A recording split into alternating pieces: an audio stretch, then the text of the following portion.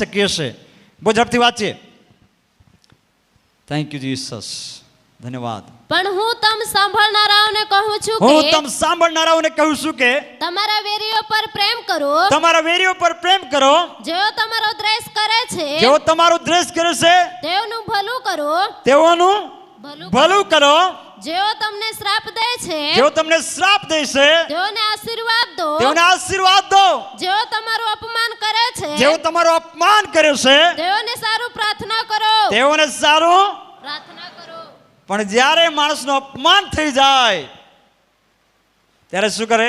આજથી આ દેવળમાં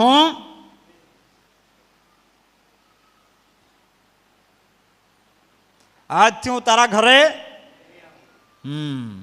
શું થઈ ગયું? અપમાન ને. સવારે આપણે શીખેલા ને, તેણે અપમાન સહન કર્યું. કોણે? કોના માટે?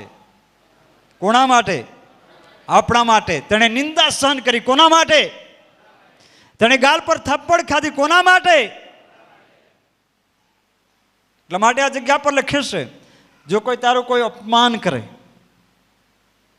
તો તેના માટે શું કરવાનું છે? શું કરવાનું છે? કરશો ને?